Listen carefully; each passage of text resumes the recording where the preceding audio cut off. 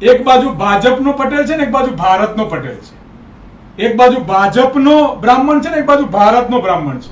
સમાજનો પ્રતિનિધિ જ માઇક કાંગલો છે, એટલે તમારી જિંદગી માઇક કાંગલા જેવી જાય છે. બાબા સાહેબ આંબેડકરની વાત કરો, એ દલિતોએ બધાએ ભાઈ લઈ લીધા છે. તમે એ તમારી પ્રોપર્ટી છે. મારા પણ છે આંબેડકર, મને પણ અધિકાર આપ્યો. આજે બોલું છું ને એ એમને અધિકાર આપ્યો છે. મને મારી માં બેટી દીકરીઓને પણ અધિકાર આપ્યો છે. અને તમારી જવાબદારી છે જસ લેવા માટે યુદ્ધ ના હોય. તમે જે યુદ્ધ કર્યું છે એના પર અમને સૌને ગર્વ છે કે આ મિશન પર ગર્વ છે, પણ એની સાથે જે રાજનૈતિક તમે પ્રચાર કરી રહ્યો છો એની સામે અમને આપત્તિ છે. એસટી એસસી ઓબીસી ને જ અન્યાય થાય છે એવું નહીં, અન્યાય કોને થાય છે એ તમે આજે સાંભળો અને હું પુરાવા આપીશ. હવાબાજી કરવું મારું કામ નથી. એસટી ની સ્કોલરશિપ બંધ કરતી હતી, કોને કરતી હતી? પટેલ બંધ કરવાયા, બ્રાહ્મણ બંધ કરવાયા. અને મારો ઓપન ચેલેન્જ છે, તમારી કાસ્ટના તમારી જાતિના આદિવાસી મંત્રી ડિંડોરજી જેમને બંધ કરી દીધી, મારો લ્યા ઘેર જઈને હું કામ બંધ કરી દે? સુધારો ઘરથી થાય ભાઈ, સીધો ચોકમાં ના જવાય.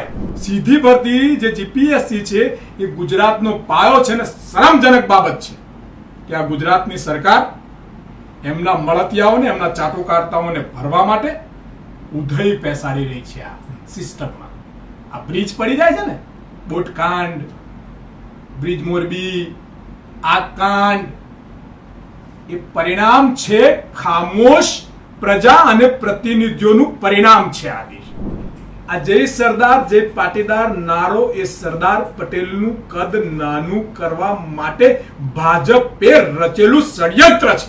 પીઆઈ ને શોખ નથી ફરિયાદ કરવાનો, પીએસઆઈ ને શોખ નથી તમારી સામે તપાસ કરવાનો, ડીએસપી ને રસ નથી તમને અંદર પૂરી દેવાનો.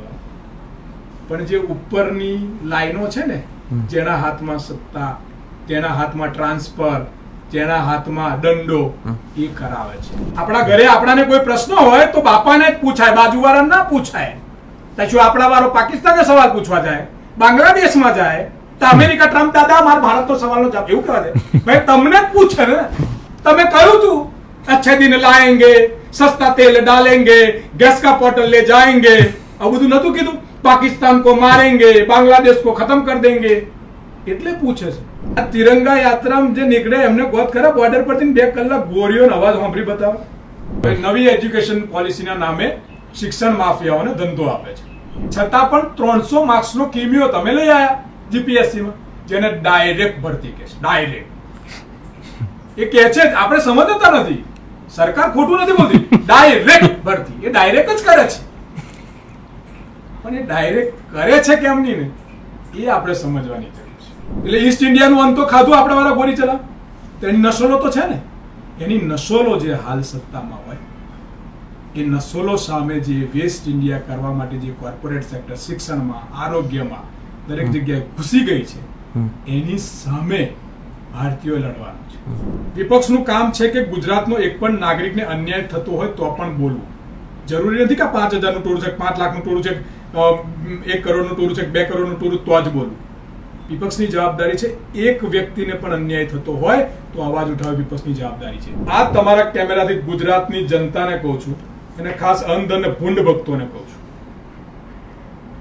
કોંગ્રેસ પર થયેલા કોયલા ગોટાળા, 2G ગોટાળા, સ્પેક્ટ્રમ ગોટાળા, આટલા તમામ ભ્રષ્ટાચારના આક્ષેપ કર્યા અને જે આક્ષેપ કરનારા 56 ઇંચના એક પણ ગુનો ટિલ ડે આજ દિન સુધી સાબિત થયો હોય તો મને બતાવો.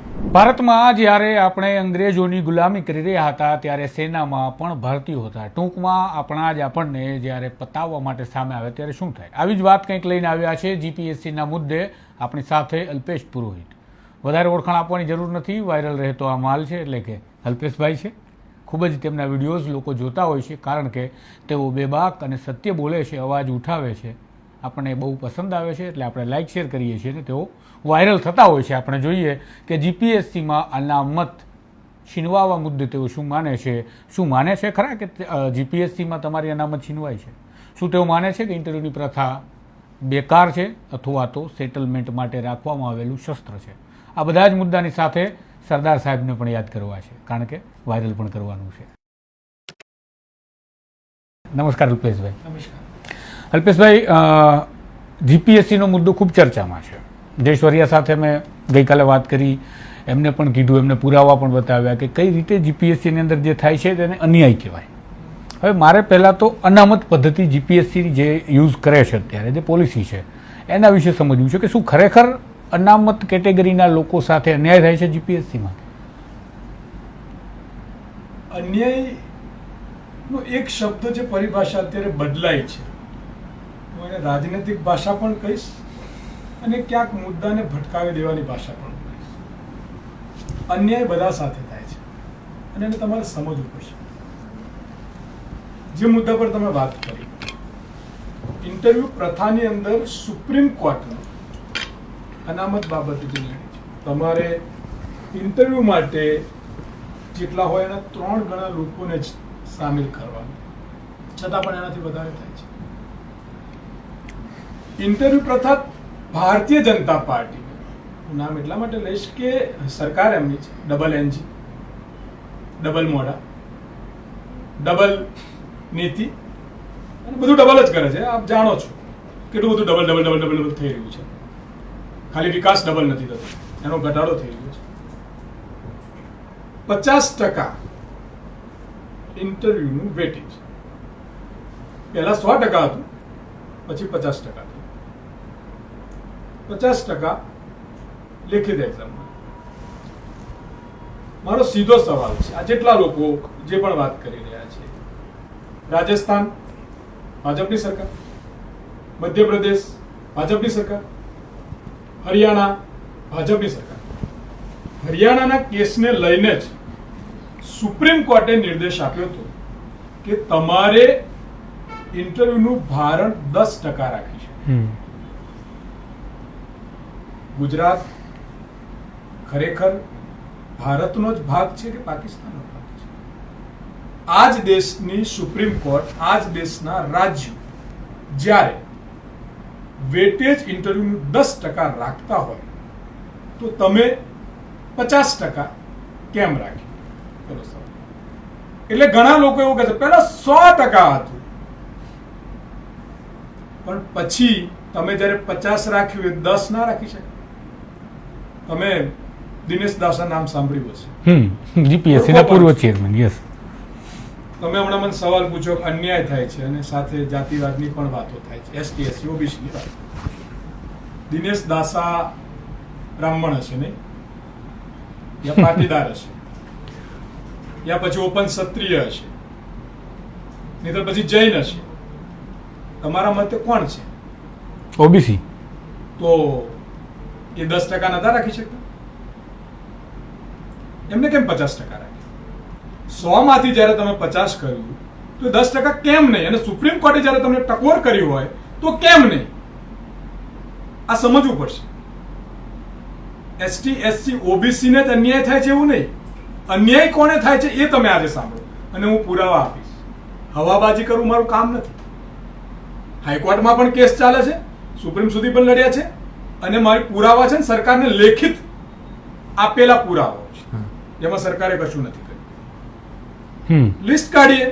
હું તમને ઓપન કેટેગરીના વિદ્યાર્થીઓ જે છે એમને અન્યાય થયો એ પણ બતાવું અને સાથે એસટી એસસી ઓબીસી ને થયો એ પણ બતાવું. હું તમને સવાલ પૂછું, આપણે કેજી થી લગાવીને પીજી સુધી ગુજરાત યુનિવર્સિટી તમારી અહીંયા છે, સારા સારા મોટા શિક્ષણ સંસ્થાઓ અહીંયા છે. એમસીક્યુ બેઝ સિસ્ટમમાં choice base credit system CBCS, બરાબર ને, ગુજરાત સરકારે ફરક કરીને સ્વીકારી લીધી, એક્સેપ્ટ કરી. હવે નવી એજ્યુકેશન પોલિસીના નામે શિક્ષણ માફિયાઓને ધંધો આપે છે. આ સરકારના કેજી થી પીજી સુધીમાં એમસીક્યુ નું વેટેજ પરીક્ષામાં કેટલું છે? તમે ખુલે આમ જઈને પૂછી દો. 10%, 5%, 20%. એક્યુ લેવલ માટે ગુજરાતનો વિદ્યાર્થી તૈયાર નથી, છતાં પણ 300 માર્ક્સનો કિમિયો તમે લઈ આવ્યા જીપીએસસીમાં, જેને ડાયરેક્ટ ભરતી કહે છે. ડાયરેક્ટ એ કહે છે, આપણે સમજતા નથી. સરકાર ખોટું નથી બોલતી, ડાયરેક્ટ ભરતી. એ ડાયરેક્ટ જ કરે છે, પણ એ ડાયરેક્ટ કરે છે કેમ નહીં ને એ આપણે સમજવાની જરૂર છે. 300 માર્ક્સની MCQ એક્ઝામ વિદ્યાર્થી પોતાનો રાત દિવસ મારા ગામડાનો ખેડૂતનો ગરીબ વર્ગનો મધ્યમ વર્ગનો છોકરા છોકરીઓ તૈયારી કરે છે અને જેને કેજી થી પીજી સુધી MCQ ની તૈયારી નથી કરી એ 300 માર્ક્સની પરીક્ષા આપી અને જ્યારે નંબર લાવતો હોય સાહેબ એને 6 ભાગી નાખવા. પહેલા તો 300 માર્ક્સનો કિમિયો ક્યાંથી આવે એમને પૂછો. RTI માં નથી એમની જોડે ભાગી નાખવા. એટલે એ સીધો જ બિચારો પછી ફર્સ્ટ ક્લાસ જવાનું 100 માર્ક્સનું ઇન્ટરવ્યુ તૈયાર થઈને ગયો હોય જાણે એમને કોઈ છોકરો પરણાવવાનો છોકરી પરણાવવાની ઇન્ટરવ્યુ ના લેતા પેલું જોતા હોય કેવું ફિગર છે કેવું મોડું છે નસ્તો છે ખીરતો લગ્ન કરાવવાનું હોય એમ પાછા 4 જણા ભેગા થાય એક આંખ જોવે ને ગાલ જોવે એક એને જોવે હા ફર્સ્ટ ક્લાસ હો પડાકા કેવો છે એટલે 4 જણ નક્કી કરે કોણે લેવાનું આ મારો છે આ મારો ભાગ લઈ તો ચિઠ્ઠીનો શું મતલબ ચિઠ્ઠી ઉછાળીને અલગ અલગ તમારા લોકો તમે નક્કી કર્યા હોય ને તમારે RTI નો જવાબ છે. મારો જવાબ નથી કે અમે પછી 4 જણા ભેગા થઈને નક્કી કર્યું તો ચારે ભેગા થઈને કરવું તો એક જ કરે ને ભાઈ. શું કામ 4 ભેગા થયા હો? વિચાર તો કરો. અને આ 50% ઇન્ટરવ્યુ નું શરૂઆત કોણે કરી તો કે દિનેશ દાસા. કોણ હતા કે OBC ને અન્યાય ક્યારે થયો કે હસમુખ પટેલ જોડે એટલે દિનેશ દાસા નથી થયો સાહેબ. એની પહેલા કોણ હતું? રાણા. એ કયા સમાજમાંથી આવતા હતા એમને ના ખબર પડી સાહેબ. આ દેશમાં અન્યાય બહુ સમજવો પડશે. એક બાજુ ભાજપનો પટેલ છે ને એક બાજુ ભારતનો પટેલ છે. એક બાજુ ભાજપનો બ્રાહ્મણ છે ને એક બાજુ ભારતનો બ્રાહ્મણ છે. એક બાજુ ભાજપનો ક્ષત્રિય છે ને એક બાજુ ભારતનો ક્ષત્રિય છે. એક બાજુ ભાજપનો OBC છે ને એક બાજુ ભારતનો OBC છે. એક બાજુ ભારતનો SC છે ને એક બાજુ ભાજપનો SC છે. એક બાજુ ભાજપનો ST છે ને એક બાજુ ભારતનો ST છે. એક બાજુ ભારતનો માઇનોરિટી છે ને એક બાજુ ભાજપનો માઇનોરિટી છે. એક બાજુ ભારતનો ક્રિશ્ચન છે ને એક બાજુ ભાજપનો ક્રિશ્ચન છે. એક બાજુ ભારતનો શીખ છે ને એક બાજુ ભાજપનો શીખ છે. જે ભાજપમાં છે ને એને મલાઈ છે, જે ભાજપમાં નથી, જે ભારતમાં છે ને બધાને અન્યાય છે. ચલો હું તમને સવાલ પૂછું, એસટી ની સ્કોલરશિપ બંધ કરતી હતી, કોણે કરતી હતી? પટેલ બંધ કરવાયા, બ્રાહ્મણ બંધ કરવાયા. અને મારો ઓપન ચેલેન્જ છે, તમારી કાસ્ટના, તમારી જાતિના આદિવાસી મંત્રી ડિંડોરજી જેમને બંધ કરી દીધી, મારો લ્યા ઘેર જઈને હું કામ બંધ કરી દે? સુધારો ઘરથી થાય ભાઈ, સીધો ચોકમાં ના જવાય. સમાજને સુધારો, દેશ સુધરી જશે. કોઈ સમાજ કોઈની જોડે અન્યાય નથી કરતી, સૌથી પહેલા તમારો સમાજ તમારી ઘાત કરે છે ત્યારે થાય છે. અને આવા ઘણા બધા દાખલા આપીશું તમને. આ પ્રભુ એક દાખલો નથી કે જીપીએસસી નો મુદ્દો એ જાતિ સાથે અડેલો નથી, એ ભાજપ અને ભારત સાથે અડેલો છે. હા, હું માની શકીશ કે કદાચ એસટી એસસી ઓબીસી ના લાગવગ્યા 2-5 લેવાતા હશે અને ભાજપના જે બીજા ઓપન લાગવગ્યા છે એ કદાચ વધારે ટકા લેવાતા હશે. તો કેમ? ખામ પછી ભાજપનો જન્મ થયો, બ્રાહ્મણ પટેલ વાણિયા ઓપન ક્ષત્રિયો ભેગા થયા ખામની સામે અને ભાજપનો જન્મ થયો. સૌથી વધારે જે કોમ્યુનિટી જે પાર્ટીમાં છે એના કોન્ટેક્ટ વધારે છે, એમના મળે ત્યાં વધારે છે, તે મળે ત્યાં વધારે લેવાય છે. અને જે કોમ્યુનિટી ઓછા છે એ મળે ત્યાં ઓછા લેવાય છે. મને એમ કહો કે આ 156 આવી અને બીજી એમને છીનવી લીધી વિપક્ષો જોડે, ઉઠાઈને વેચાઈને ખરીદીને જે કર્યું છીનવી લીધી. આ છીનવેલા ને એમના જીતેલા બેન ભેગા કરો તો 170 ઉપર જાય છે. 170 ની ફર્સ્ટ ક્લાસ વિકાસશીલ સરકારમાં એસટી એસસી ઓબીસી જાતિમાંથી આવતા કેટલા ધારાસભ્યો હશે? 75% તો હશે ને. આ એમને અન્યાય થતો ને બધો જ બહાર નીકળીને રાજીનામું મેળવતો ભૂપેન્દ્રભાઈ ઘેર જતા રહે ના જતા રહે? તો કેમ તાલીઓ વગાડે મૂંગા મર્યા છે? મૂંગા શું કામ મર્યા છે? કારણ કે સમાજ ખામોશ છે, એ સમાજ જવાબ નથી આપતો, એટલા માટે અન્યાય થાય છે. સમાજ જાગૃત નથી. કાકા ફોઈ મામા મામી ધર્મ જાતિ નામે વોટ ના હાલતા હોતો. સમાજનો પ્રતિનિધિ જ માઇક કાંગલો છે, એટલે તમારી જિંદગી માઇક કાંગલા જેવી જાય છે. એટલે આજે 5-10 લાખ જીપીએસસી ના વિદ્યાર્થીઓ તૈયારી કરતા હોય અને લડવા માટે બહાર નીકળવાનો પગ ના ચાલતો હોય, આનાથી વધારે ગુજરાતની કમનસીબી શું હોય? સાહેબ, આજે હું તમને ભરતીની વાત કરું છું ને, એ બહુ સમજવા જેવી હશે. ગુજરાતની જે સિસ્ટમ છે, સ્કૂલ, કોલેજ, કલેક્ટર થી લગાવીને જેટલી શાખાઓ છે સરકારી, એ 80% કહું છું, એમ તો 90 થાય, હું 10 ઓછા કરતો, 80% સિસ્ટમ આ સીધી ભરતીના નામે જે થાય છે ને, એ લોકો છે. તો શું એ કાલે શિક્ષક બનશે? તમે એને એવું શીખવાડવા માંગો કે કાલે પ્રોફેસર બનશે, તો એ અંદર જઈને પટેલ કોણ છે 2 માર્ક્સ આપવું, ઓબીસી કોણ છે 2 બધા, શું તમારે એના ટેબલે એ નામ અને જાતિ વાંચીને ફાઇલો પાસ કરાવવાનો ધંધો કરાવવાનો છે? સાહેબ, ભાજપ અત્યારે તમે આઈપીએસ આઈએસ ની એક્ઝામ જુઓ, 10% ઇન્ટરવ્યુ વેટેજ છે. ત્યાં પર્સનાલિટી નહીં જોવાની, અહીં પર્સનાલિટીનો 100 માર્ક્સનો ઇન્ટરવ્યુ, છોકરા છોકરીઓ પરણાવવાનો છે, એ રીતનો લોજિક જો. અને એ પર્સનાલિટી ડેવલપમેન્ટનો કોર્સ ગુજરાતમાં કોણ ચાલે? કઈ યુનિવર્સિટીમાં ચાલે બોલો? બસ જે તમે ઇન્ટરવ્યુ, પહેલી વાત તો તમે 300 માર્ક્સની એમસીક્યુ નું એક્ઝામ લો છો, તમારા પીજી થી યુજી સુધી કેટલું વેટેજ છે ભાઈ? અને એના પછી તમે આ ક્યાં શીખવાડો છો? શીખવાડો એ તો લો, શીખવાડતા નથી એ લેવું છે. અને એમાં આવા ગોપગોળ,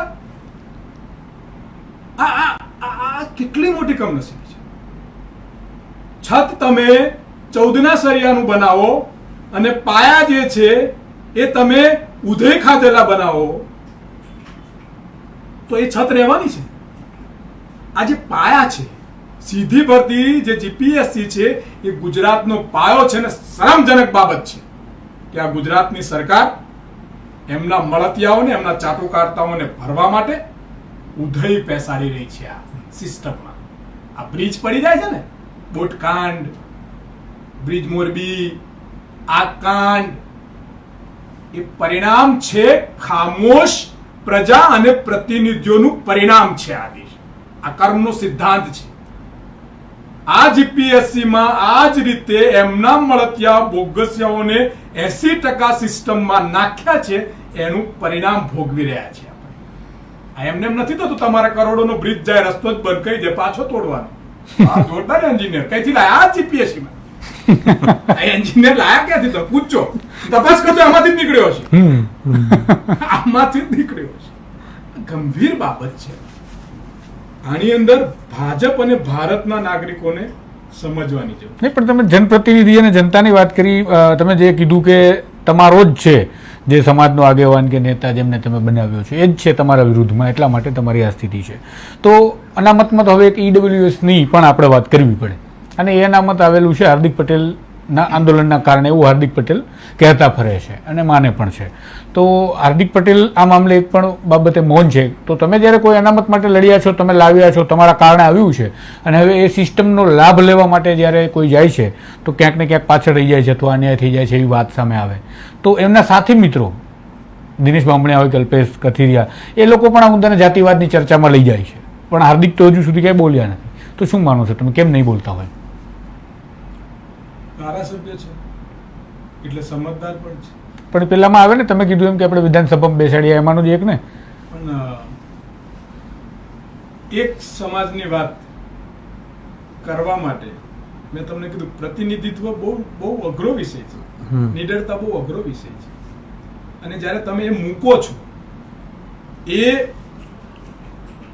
અન્યાય જે ઓપન કેટેગરીના છોકરાઓને થાય છે એના માટે બોલવું જોઈએ.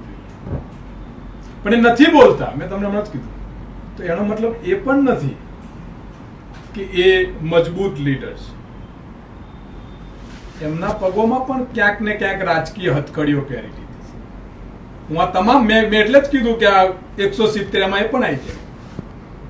ને આ મુદ્દો એ તમામ લોકોએ બોલવાની જરૂર છે. પણ હવે અહીં 2 બાયફિકેશન થયા, મેં તમને કહ્યું, ભાજપનો અને ભારતનો. ક્યાંક એમને 2 લીધા હોય ના બોલે, એવું બને ના બને. પણ એ તો એમની રાજનીતિના કેરિયરમાં જય સરદાર એટલે કે સરદાર સાહેબ જે યુનાઇટેડ ઇન્ડિયાના આપણે કહીએ કે જેમના કારણે આપણે જે બધું એકત્રીકરણ કર્યું, જેમને લોખંડી પુરુષ, એ જય સરદાર જય પાટીદારના નારાથી પેદા થયેલો નેતા છે હાર્દિક. અને હવે તમે કહો છો કે નથી બોલતા, તો આટલું આવું લોખંડિત્વ અને એમના વારસદાર એમને પોતાને છોટે સરદાર તરીકે ઓળખે. તમે અત્યારે જે રીતે બોલી રહ્યા છો એકદમ જુસ્સાથી, એવું તો અનેક વખત એમને સ્ટેજ ઉપર આપણે બોલતા જોયા છે ભૂતકાળમાં. એ આંદોલનનો હું પણ ભાગ રહ્યો છું. હાર્દિકભાઈ સારી રીતે મને ઓળખે પણ છે, મિત્ર છે. જય સરદાર, સરદાર પટેલ કોઈ નામ છે? સરદાર કોઈ નામ છે? આ બહુ લોજિક સમજવા જેવું છે. અને હું તમારા માધ્યમથી ગુજરાતની ને ભારતની જનતાને કહું છું, એ તો બિરુદ છે. હા, અને હું એ ધરતી પરથી આવું છું જે સરદારની ધરતી છે. હું સરદારની ધરતી પરથી આવું છું અને મને ગર્વ છે કે હું એ સરદારની ધરતી પરથી આવું છું કે જેને મને નિડરતા શીખવાડી છે. એ ધરતીનું મેં પાણી પીધું છે, ધરતીનું મેં અન્ન લીધું છે. એટલે હું બહુ ખોલીને આજે તમે સરદાર પટેલનું પૂછ્યું એટલે સરદાર એક બિરુદ હતું. અને સરદાર કોણ હોઈ શકે? 562 રજવાડા ભેગા કરવા એ સહેલી વાત નથી સાહેબ. ક્ષત્રિય જે રાજા મહારાજાઓ એમની કરોડોના ખજાનાઓ સરદારને સોંપી દીધા એટલો વિશ્વાસ મૂક્યો હતો સાહેબ. વિશ્વાસ તમારે સાગરભાઈ તમારી જોડે બેઠા 50,000 આપું તો 5 વાર વિચારો સાહેબ. પોતાની સમગ્ર રાજધાનીઓ, પોતાના રાજ જેને સરદારને સોંપી દીધા હોય એટલે એ કેટલો મોટો લીડર. એ ક્યારેય પટેલના નેતા નતા. આ જય સરદાર જય પાટીદાર નારો એ સરદાર પટેલનું કદ નાનું કરવા માટે ભાજપે રચેલું ષડયંત્ર છે. ષડયંત્ર છે સાહેબ. સરદાર કોઈ કોમ્યુનિટીના નતા અને સરદાર ક્યારે કોઈ ખોટી હિન્દુત્વની વાત નતા કરતા. સરદાર માનવતાના હતા, સરદાર સમર્પિત હતા, સરદાર 36 કોમના હતા. એટલે એમને સરદાર કહેવામાં આવતું. તેમનું નામ સરદાર નતું. અને હું ઘણીવાર કહું છું, પટેલ બનાય પાટીદાર ના બનાય.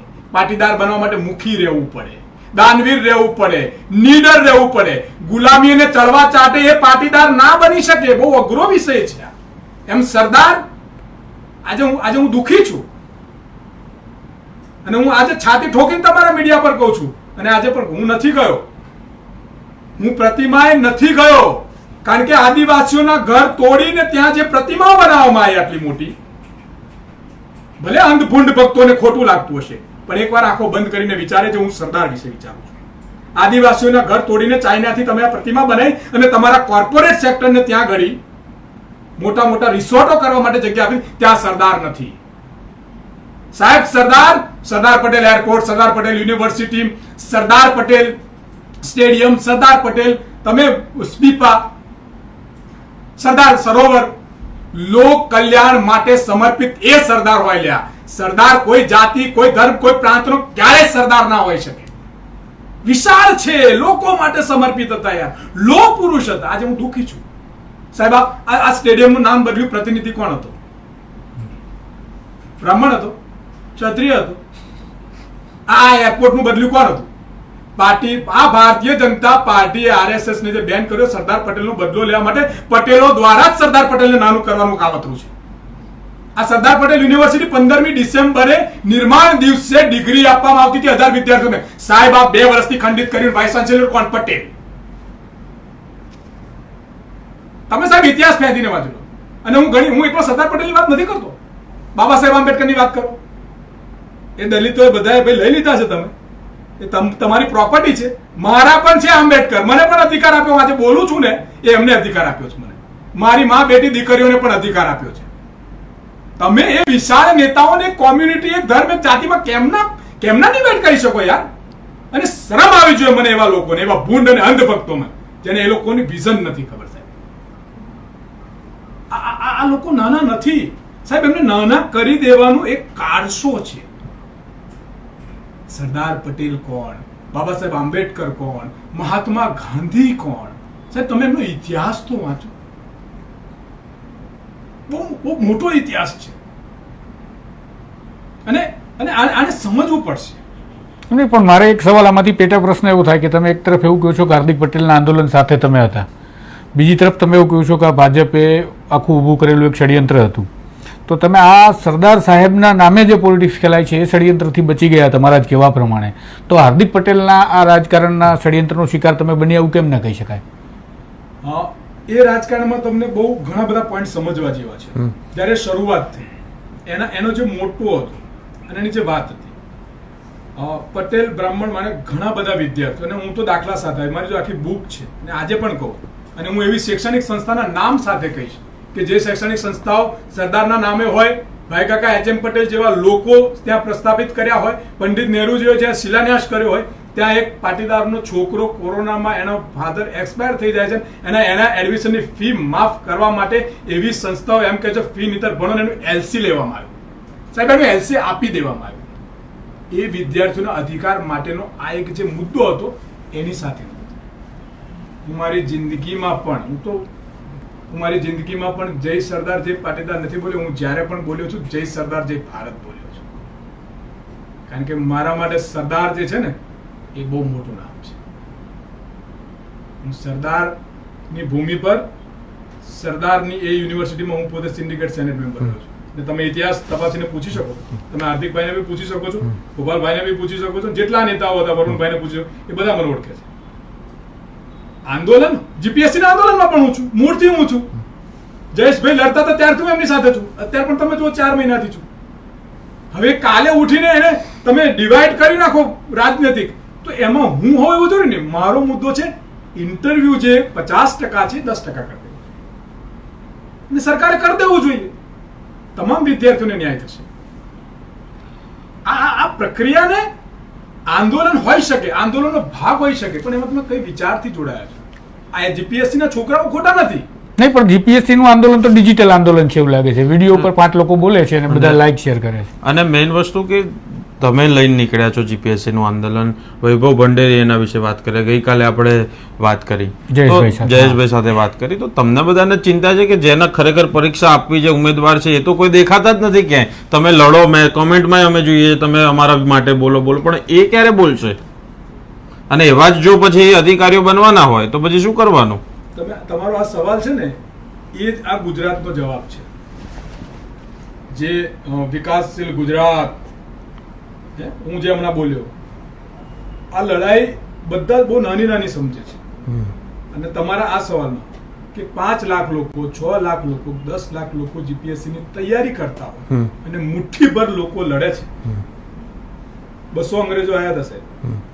હું તમને ખાલી દાખલો આપું. 200 અંગ્રેજો આવ્યા હતા, 200 વર્ષ રાજ કર્યું. ગોળી મારનારા આપણા જ હતા, હન્ટર મારનારા પણ આપણા જ હતા. અંગ્રેજો સાથે સેનામાં ભળી જનારા પણ આપણા જ હતા. જ્યારે ભારત છોડો આંદોલન ચાલતું હતું તો ભારતમાં રો એવા અંગ્રેજો સાથે જોડાનાર પણ આપણા લોકો. હાલ પણ જે પરિસ્થિતિ છે એ આ જ છે. લડવાવાળી લોકો, કારણ કે દમન થાય છે, પોલીસ કેસ થાય, ફરી દે, કેસો કરે. તમે જોયું આ શિક્ષકો હમણાં વિધાનસભા સામે, તમે બધાની હાલત જોઈ, મીડિયાએ બતાવ્યું પણ આપ સૌ બોલ્યા. પણ એ વિદ્યાર્થી એક જામીન કરાવવા માટે, એક પોલીસ સ્ટેશન એને છૂટવા માટે એક વકીલની ફી 10,000, એને કોર્ટમાં લડવા માટે એની પર કેસ થયો, પછી ભણી નથી શકતો. આ આંદોલન જેટલા લોકો, આ જાતિ ધર્મનું આંદોલન નથી. આ એક કોર્પોરેટ સેક્ટર, જેમ ઈસ્ટ ઇન્ડિયા હતું ને એમ વેસ્ટ ઇન્ડિયા, ઈસ્ટ ઇન્ડિયાનું અનાજ ખાઈને જે રહી ગયેલા લોકો અહીં બાકી છે, કે આ ઇન્ડિયાને વેસ્ટ ઇન્ડિયા બનાવવા માંગે છે. ઈસ્ટ ઇન્ડિયા કઈ રીતે આવી હતી? હવે 200 વર્ષ રહ્યું એટલે ઈસ્ટ ઇન્ડિયાનું અંત તો ખાધું આપણે વાળા ગોળી ચલા. તો એની નસલો તો છે ને, એની નસલો જે હાલ સત્તામાં હોય એ નસલો સામે જે વેસ્ટ ઇન્ડિયા કરવા માટે જે કોર્પોરેટ સેક્ટર શિક્ષણમાં, આરોગ્યમાં દરેક જગ્યાએ ઘૂસી ગઈ છે, એની સામે ભારતીયો લડવાનું છે. આ લડાઈ હું તમે મીડિયા જુઓ, આમની પર ફરિયાદ નથી થઈ, પ્રશાંતભાઈ પર ફરિયાદ નથી થઈ. તમે દાખલા તો જુઓ, અને હું તમને 1000 દાખલા આપું. શું વાંક હતો તમારો? સંવિધાને તમને અધિકાર આપ્યો, સાચું બોલ્યા એ ગુનો. અને આજે હું એ જન નેતાઓને કહું છું કે પોતાના સ્વાર્થ માટે જે લડાઈ લડે છે ને એ દુઃખદ બાબત છે. અને આ લડાઈ ભલે એ છોકરાઓ બહાર નહીં નીકળતા, પણ એ છોકરાઓ આજે પણ તમારા અવાજ સાથે છે, તમને જોવે છે. અને એ આપણો પૂરો પ્રયત્ન હોવો જોઈએ કે આ ઇન્ટરવ્યુ 10% થાય, આ ઉધઈની જગ્યાએ આ ગુજરાતનો ઉદ્ધાર કરે ને એવા યુવાનો જવા જોઈએ. અને એ યુવાનો જશે ને એટલે તમારા આ તમામ સવાલોના જવાબ તમને મળી જશે. પીઆઈ ને શોખ નથી ફરિયાદ કરવાનો, પીએસઆઈ ને શોખ નથી તમારી સામે તપાસ કરવાનો, ડીએસપી ને રસ નથી તમને અંદર પૂરી દેવાનો. પણ જે ઉપરની લાઈનો છે ને, જેના હાથમાં સત્તા, જેના હાથમાં ટ્રાન્સફર, જેના હાથમાં દંડો, એ કરાવે છે. અને એને બદલવા માટે પ્રયત્ન કરો. પણ જે પોતાના માટે નહીં બોલી શકતા, કાલે ફરી એ જ લોકો હશે જ્યારે સત્તામાં, ત્યારે એમના ઉપર પ્રેશર આવશે તો શું એ ના પાડી શકશે? મેં તમને કીધું કે 80% વર્ગ આ છે ડાયરેક્ટ સીધી ફરતી નામનો જે કિમિયોમાં લોકો છે 80%. આ 10% ઇન્ટરવ્યુ થાય. તમે ઘણા બધા અધિકારીઓ વિશે સાંભળ્યું પણ હશે. સંજય જોશી જેવા જેલમાં પણ રહ્યા, એ પણ તમે સાંભળ્યું છે. ઘણા અધિકારીઓના ટ્રાન્સફર પણ થયા અને ઘણાએ નોકરી પણ છોડી.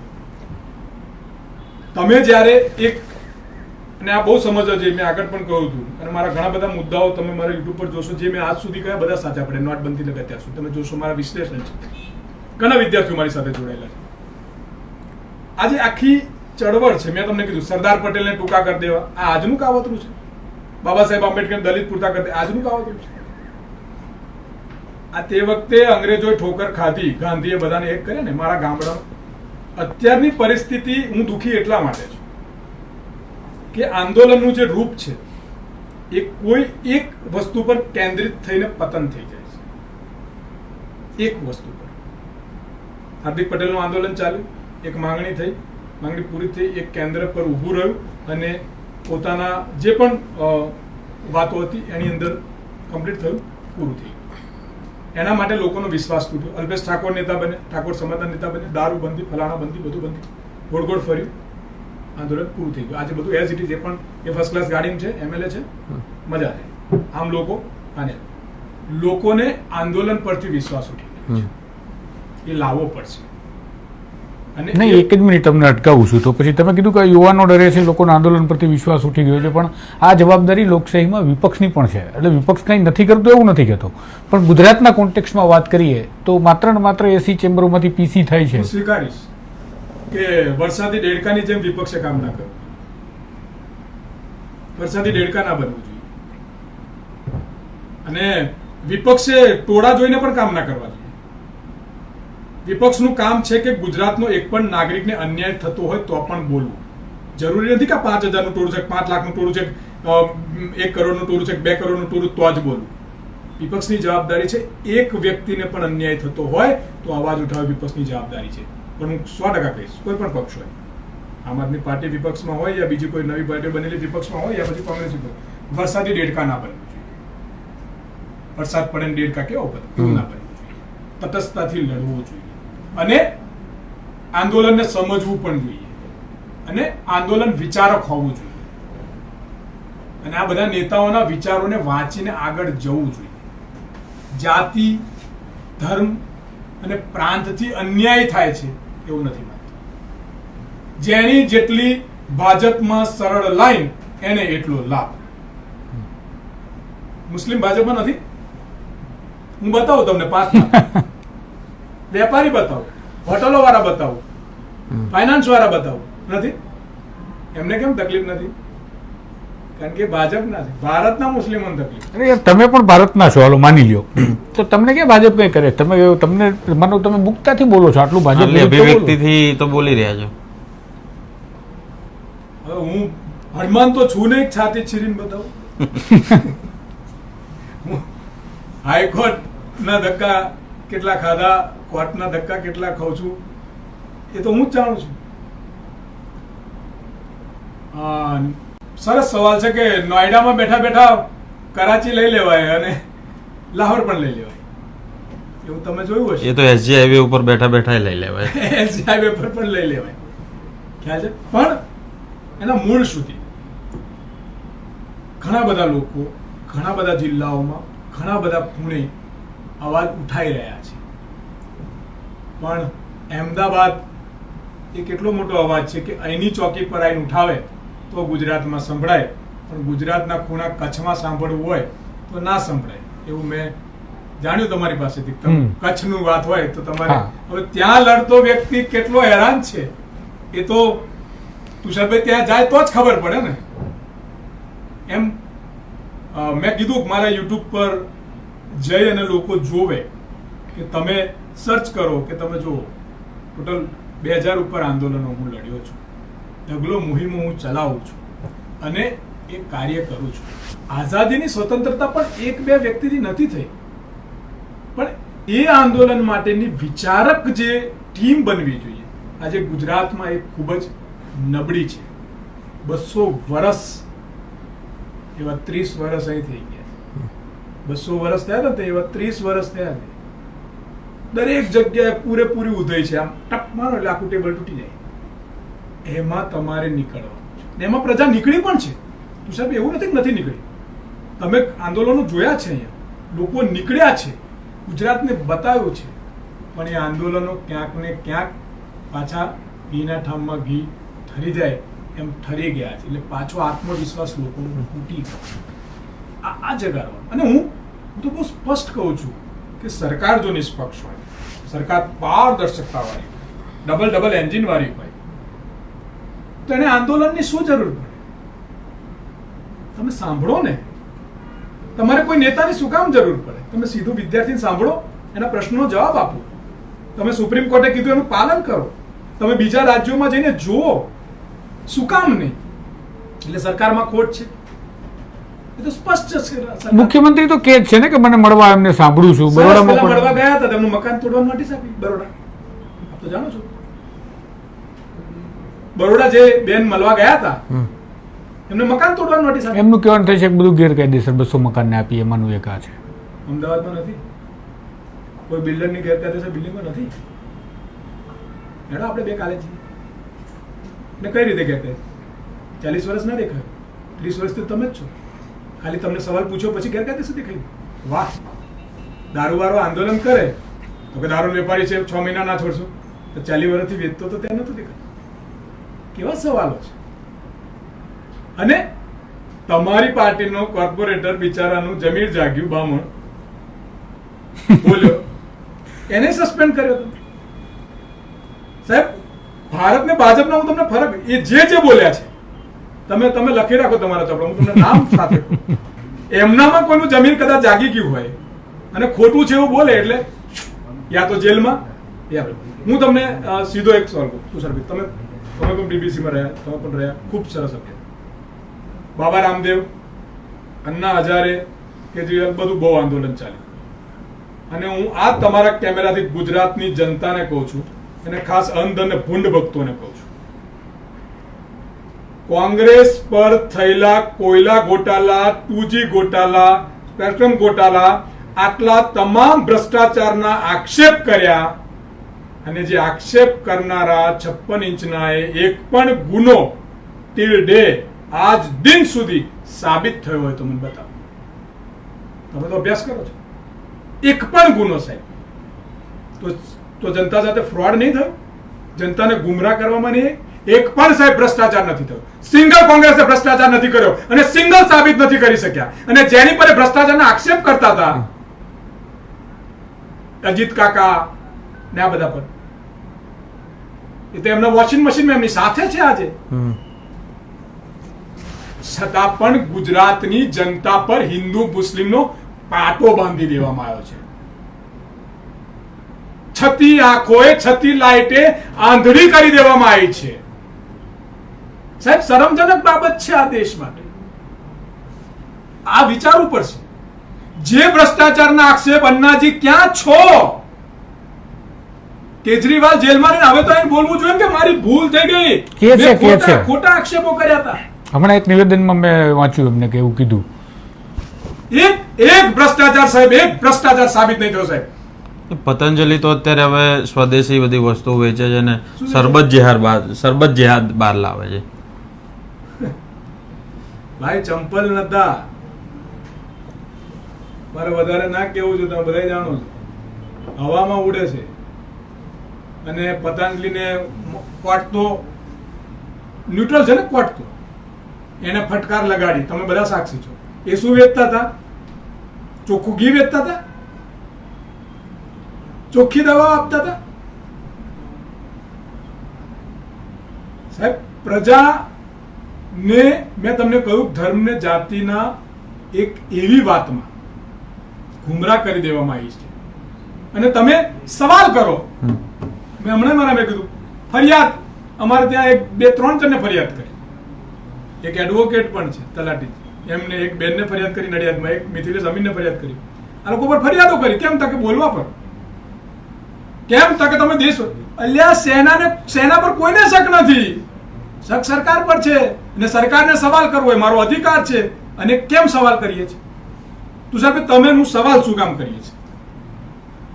નરેન્દ્રભાઈ મુખ્યમંત્રી હતા, યુપીએ ની સરકાર હતી, 26/11 થયું, કાકા ગયા ત્યાં ઉભા રહ્યા, માઇક વાળા આયા, આવું બધું આવવું છે, પાકિસ્તાનને પાકિસ્તાનની ભાષામાં જવાબ આપવાનો છે, આવું બધું કીધું. લોકોને વિશ્વાસ આવ્યો, મળતો આ જ છે, હાલો એની પાછળ. હવે અત્યારે મેં બે ત્રણ સવાલ નહીં કરવાનો, સવાલ નહીં કરો. છછુંદરા જેવું પાકિસ્તાન, ઉંદેડી જેટલું પાકિસ્તાન, લાતની એડીએ પાકિસ્તાન ખતમ થઈ જાય આપણે બધા માનીએ છીએ, તો એ હરી કરી જાય વારે વારે. ને વિશ્વાસ હતો આ વખતે પૂરું, આ કોંગ્રેસ વાળીઓ કશું નહીં કર્યું, આ તો પૂરું જ કરી દેશે. તો સવાલ ના કરે કોઈ. નહીં થયું તો પેલા એક ભાઈ આપકી અદાલત, કઈ અદાલત ચલાવે, આમ વાર કરીને સવાલો પૂછતા આવે કોર્પોરેટ સેક્ટર સાથે. એમને પૂછ્યું, क्या लव लेटर लिखते हो पाकिस्तान के बारे में, हम अमेरिका से बात करेंगे. આવું કહ્યું તું. તો હવે ટ્રમ્પ દાદા જોડે હું લખો છે આપણે? તો પૂછવાનું નહીં ટ્રમ્પ દાદા જોડે હું લખો છે? સાહેબ, સવાલ પૂછવો ને, સવાલ. ને સવાલ સરકારને પૂછાય, વિપક્ષને ના પૂછાય, કારણ કે તમે બેઠા છો. આપણા ઘરે આપણાને કોઈ પ્રશ્ન હોય તો બાપાને જ પૂછાય, બાજુવાળાને ના પૂછાય. પછી આપણા વાળો પાકિસ્તાનને સવાલ પૂછવા જાય, બાંગ્લાદેશમાં જાય, તો અમેરિકા ટ્રમ્પ દાદા મારા ભારતનો સવાલનો જવાબ એવું કરે ભાઈ, તમને જ પૂછે ને. તમે કહ્યું તું अच्छे दिन लाएंगे, सस्ता तेल डालेंगे, गैस का बोतल ले जाएंगे, આવું બધું નતું કીધું? પાકિસ્તાન કો મારેંગે, બાંગ્લાદેશ કો ખતમ કર દેંગે. એટલે પૂછે છે. માલદીવમાં સરસ, અત્યારે માલદીવનું શું હાલ્યું તમે બધા જાણો જ છો ને, પૈસા ના લે. ચાઇના કેટલું પૂછ્યું? ગોરખા બટાલિયન એનું એવું કહેવાય છે કે એમ કે કોઈ મોતથી ડરતો નથી, યા તો જૂઠું બોલે છે યા પછી ગોરખો હોવો જોઈએ. આવો ઇતિહાસ છે સાહેબ. એ ગોરખા બટાલિયન ચાઇના ભરતી થવા માંડી. સાહેબ, શરમની વાત છે. અને હું સવાલ ના પૂછું? વાહ ભાઈ, સવાલ પૂછીશ અને મારી સરકારને પૂછીશ, કારણ કે મેં એની પર વિશ્વાસ મૂક્યો છે. અને હું તમામ જનતાને કહું છું, સવાલ પૂછો, સરકારને જ પૂછાય. જો સવાલ પૂછવાનો તમારી જોડે ડર હોય, જો સવાલ પૂછવામાં તમે ચૂકતા હો, તો સમજી લેજો કે તમે એનું જે કર્મનો સિદ્ધાંતનું ફળ મળે ને, તો એ ભોગવવાની તૈયારી રાખજો. બધા પર કેસો થયા. આપણા પેલા બેન, જેમને આપણા આખા દેશને ગર્વ છે, આતંકવાદીની બેન કહ્યું એમના મિનિસ્ટરે. હાઈકોર્ટ, સુપ્રીમ કોર્ટ બંને ટકોર કરે, હજુ સુધી કાઢ્યા નથી, કાર્યવાહી નથી કરી. તો શંકા કોની પર જાય? જવાબદારી કોની? સેના નતમસ્તક કરે છે એવું કેસ મૂકી દીધું, તેને હજુ સુધી કાર્યવાહી ના કરી. શંકા કોની પર જાય? કેમ ના જાય? હજુ ત્યાં આટલું થયું અને તમે વિપક્ષ સર્વદલીય બેઠકમાં 2 વાર હાજર ના રહો, તમે બિહારમાં જઈને માર ડાલુંગા, તો શંકા કોની પર થાય? તમારા મંત્રી એમ કે મેં ફોન કરીને કહ્યું આવે છે, એનો જવાબ નથી આપતા, તો શંકા કોની પર જાય? સાહેબ, તમે એક અત્યારે પોસ્ટરો, આટલા મોટા મિશનને જેને સેનાએ પોતાના જીવ પર રમીને ઓપરેશન કર્યું. ઓપરેશન સિંદૂર કોઈ નાની વાત નથી સાહેબ. સેનાને સલામ છે. એ મારો એક શહીદ થયેલા વીરને સલામ છે. એના ઘરે જવું જોઈએ તમારે. એ બોર્ડર પર રહેનારા એક વ્યક્તિ જેના ઘરે ગોળીઓ વાગી છે, નિર્દોષ લોકો મરી ગયા છે સાહેબ. એના માટે તિરંગા યાત્રા તો કાઢી ને. એના માટે કાઢી કે ચૂંટણી પ્રચાર માટે કાઢી?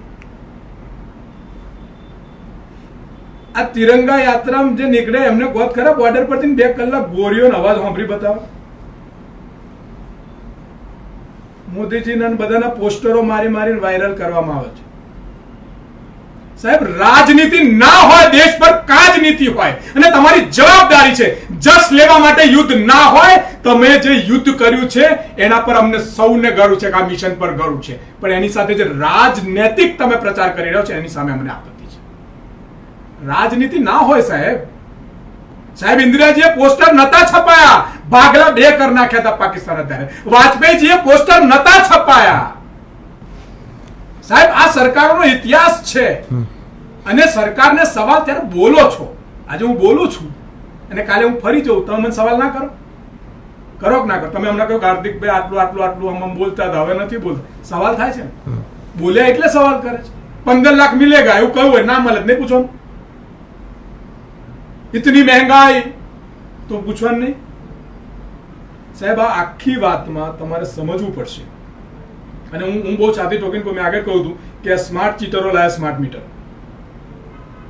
વાજપેયીજીની સરકારમાં 20% કોર્પોરેટ સેક્ટરનો, હું કોર્પોરેટ સેક્ટર હોય સરકારમાં, હું પણ સ્વીકારું, દેશ માટે કોર્પોરેટ સેક્ટર જરૂરી છે, આપણે બધા સ્વીકારીએ છીએ ને. 20% હતું, કોંગ્રેસની સરકારમાં 25% થયું, વાજપેયીજીની સરકાર પડી, કોંગ્રેસની સરકારે. સાહેબ, આજે 80% ઉપર કોર્પોરેટ સેક્ટર ભારતમાં રાજ કરે છે. મિસાઇલ બનાવો, ડ્રોન બનાવો, એરપોર્ટ, પ્લેન, ટ્રેન. એ તો ફાયદાકારક છે ને. આમાં એવું માધ્યમો લખતા હતા કે અદાણીનું ડ્રોન આ સિંદૂર ઓપરેશનમાં ખૂબ કામ લાગ્યું. અને તો અદાણીનું ડ્રોન હતું ત્યારે આટલું બધું કરવામાં મદદ મળી ને. જેની જોડે પૈસા હશે એ બનાવશે ને. હવે તમે કે હું તો બનાવી નહીં શકવાના. આપણે એવું માનો છો કે આગળના જે યુદ્ધ થયા હતા દેશ કંગાલ હતો, ત્યારે યુદ્ધ જ નહીં જીત્યા? પાકિસ્તાનના 2 ટુકડા કરી નાખ્યા. સાહેબ, તમે વિચારો તો ખરા. આ વાજપેયીજીની સરકારમાં શું થયું તમે વાંચો તો ખરા. એટલે તમે એવું જ માનો છો કે 2014 પછી પહેલી વાર યુદ્ધ થયું અને પહેલી વાર જ આ થયું અને પાકિસ્તાનને ઘૂસી નાખ્યું? આપણે એવું માનો? પણ અમે તો સવાલ કર્યા લોકોને. પબ્લિક તો એવું કહે છે એ વખતે જેણે જોયું યુદ્ધ એવું કહે છે આનાથી ભારતનો ફાયદો શું 2 ટુકડા થયા તો એવું કીધું. તો અત્યારે તો સોનાની સીટો મળી જઈએ છે આપણે. આ 2 ભાગલા ના થયા હોત તો આજે સિંદૂર ઓપરેશન થી પતી ના ગયું હોત. આ 2 ભાગલા ના થયા હોત તો આજે સિંદૂર ઓપરેશન થી પતી ના ગયું હોત. અને આ સમજવું પડશે. તમારા મા બાપ અમદાવાદ ના આવ્યા હોત તો તમે જીન્સ પેન્ટ અને શર્ટમાં સવાલ ના કરતા હોત. અને તમે આજે સવાલ ના કરો અને આમાં ના હોત તો તમારા છોકરા વિદેશ યાત્રા માટે તૈયાર ના હોત. કોઈ પણ સરકારો હોય જૂની, એને આ દેશ માટે પોતાનો એક ખૂનનો કતરો સમય આપ્યો છે પ્રામાણિકતાથી. એટલે ભારત મહાન છે. ભારત 2014 પછી મહાન નથી, પહેલેથી જ છે. અને ભારતના સૌથી પહેલા એવા પરચા આપેલા છે ભારતે. ભારત કઈ રમકડું થોડું છે યાર. આ તે ટ્રમ્પ દાદાની વાતો પર તમે જો ટ્રાફિક ગટર દો, ફલાણું કરી દો, કેટલું થાય? હે, એ વખતે આવું ને આવું કરતા કોઈએ નતું સાંભળ્યું. દેશના સાંસદ તો કહે છે ને કંગનાજી કે ભાઈ 2014 પછી જ આઝાદીની ફિલિંગ આવે. એમનો જન્મ થયો પછી એમને બહુ સિરિયસ નહીં લેવાનું. હું એમની પર ચર્ચા પણ નહીં કરું. મંદ બુદ્ધિના બાળક પર બહુ ચર્ચા ના હોય, એ છોડ દો એ વાતને. એ કારણ કે એ ચર્ચા કોની જોડ થાય? એ તો પિક્ચરોમાં આમ 10 ડાય મારીને નહીં જતા. હાચક નહીં મારે, હાચક નહીં મારે. ફિલ્મી દુનિયામાં જીવવા વાળાને 2014 પછી જ દેખાય ભાઈ. રિયલ લાઈફમાં આયલાને પૂછો, સાચી જિંદગી જીવતો હોય ને એને સવાલ પૂછો. આ જીપીએસસી ની તૈયારી ધક્કા ખાય છે ને, હે, એ તમે 18 નો હતો ને 19 નો હતો ત્યારે પૂછો ને ત્યારે આવા ઝંડા લઈને ફરતો. હવે પૂછો, ખ્યાલ આવે? ગઈડિયા કહેતા કે પાછળ ગાડું બાંધ્યું છે ને, હવે જો જેને ગાડું બાંધ્યું ને એને પૂછો કેમનું ચલાવે છે. બીજાને ભરોસે ગાડા ચાલતા એને ના પૂછતા, પા પોતે ચલાવો ને એને પૂછજો કે ગાડું કેમનું ચાલે છે. આ બધા સવાલો બહુ ગંભીર છે.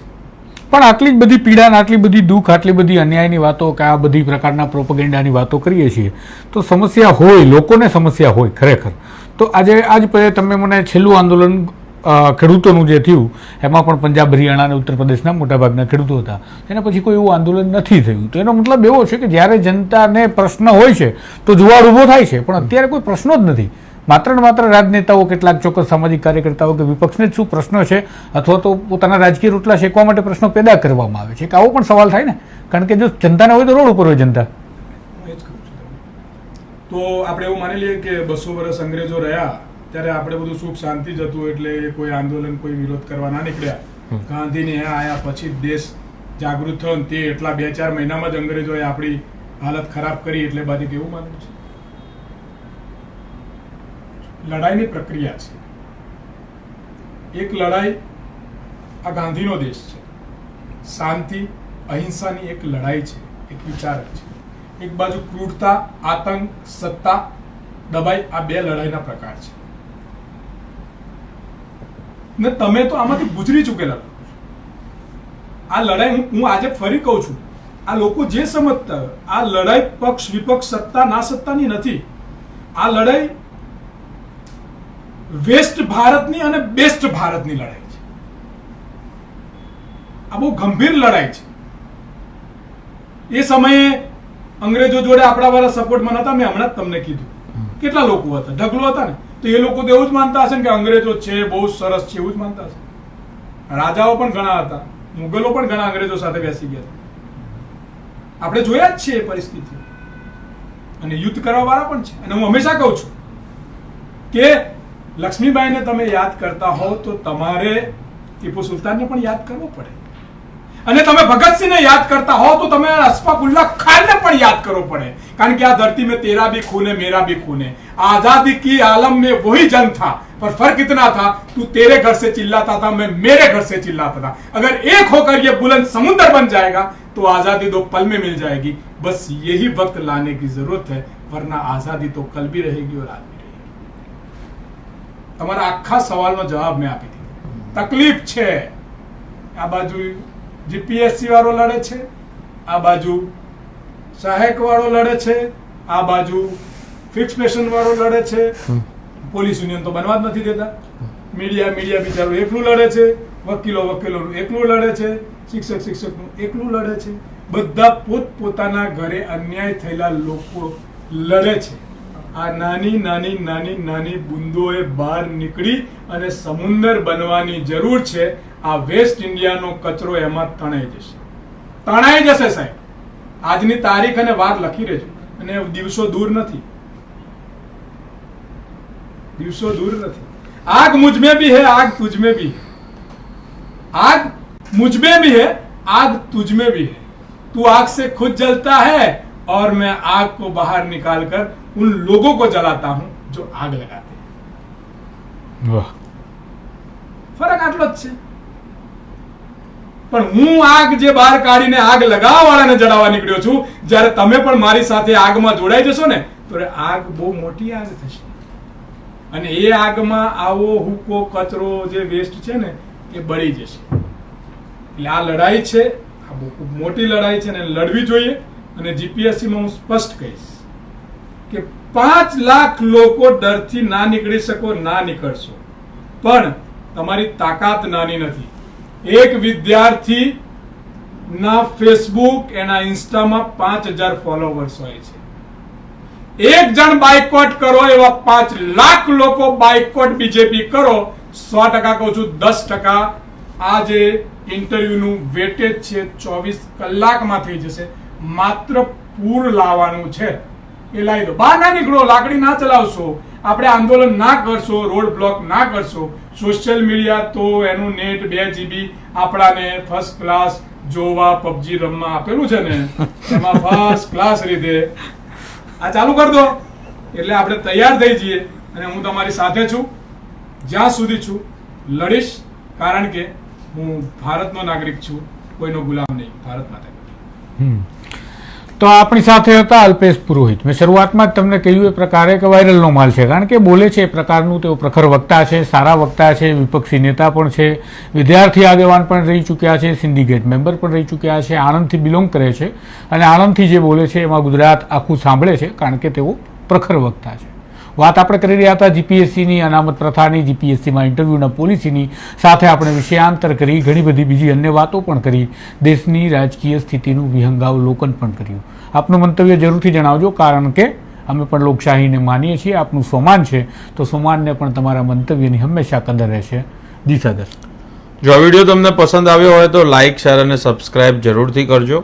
જે વસ્તુ ના ગમી હોય કમેન્ટમાં પણ લખજો, અમે પણ વાંચીશું. ધન્યવાદ.